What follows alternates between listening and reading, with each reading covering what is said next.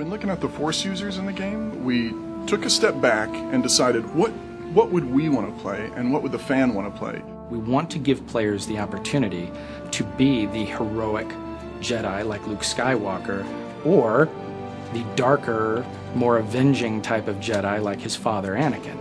And that's a lot of fun, actually, to create those types of moral choices in the game where players are allowed to express themselves in those terms. The reality is there are so many different types of Jedi. Jedi are not all alike. In Knights of the Old Republic, you were very much, you were an outsider. You were somebody who had lived their life and discovered that they were Force sensitive and then were brought into the Jedi Order on Dantooine. In the Old Republic, where you were a Jedi to begin with, you've always been a Jedi. You're a part of that culture. You were raised according to their codes of honor. You've lived in that mindset all your life. My favorite thing about the look of the Jedi ship is kind of the rounded, sleek, red, almost hot rod look that they've got going. It looks like a very fast ship. But also, if something is there to interfere with your treaty making or anything, it's got to have some big guns to fend that off as well. We felt it was really important that every Jedi in the game has a lightsaber and wields it. You actually see the blades making contact, you see the sparks flying, you get that Star Wars feel of the lightsabers clashing. When two lightsabers collide, or look like they collide, that's all based on the animation. The two animations sync up and we actually spawn an effect off of the lightsaber on that specific frame in the animation to where it looks as if the two sabers are clashing together. We'll call a little kind of a flash effect and flare out the lightsabers a little bit, make it look like they've contacted each other.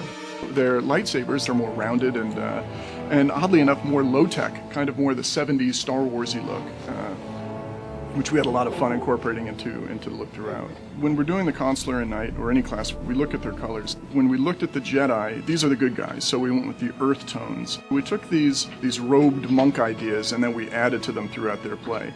So these guys look anywhere from, armored, robed monk guys, all the way up into people that might look like they're from in the Senate. The strategy behind creating two Jedi classes is we knew Jedi were going to be very popular, and we wanted to make sure there were a lot of options for all the people who would sort of gravitate towards the Jedi. So we took sort of the two most iconic things, the lightsaber and the Force powers, and built a class sort of around each of those ideas, and that became the Knight and the Consular.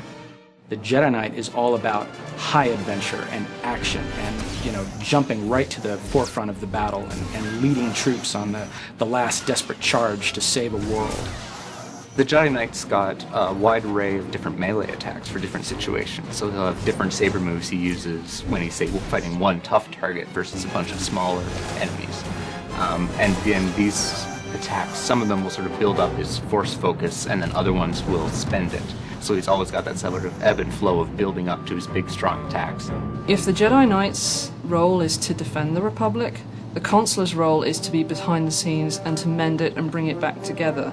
Diplomacy is a large part of the Consular's storyline, and you can't go into details, but there are times when you actually have to grab people and make them listen to you.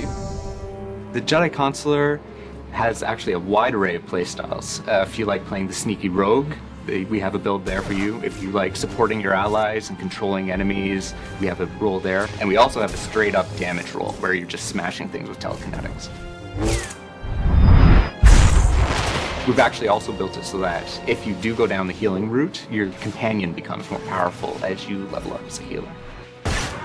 I like to have us think of as their powers as being kind of like a clean or focused energy, whereas their effects are going to be in kind of like the cooler tones, kind of the greens and blues, and also pretty symmetrical.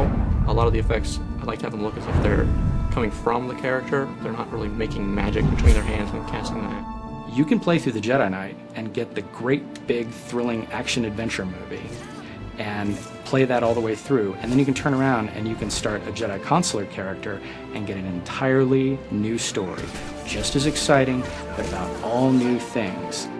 If you want to get sort of the complete Jedi experience from SWTOR, you'd need to go through sort of both classes and experience different pieces of the puzzle. If you've been playing through sort of classes on the same side and then go through and replay them again, you'll do it with a much greater understanding. You may make some choices differently.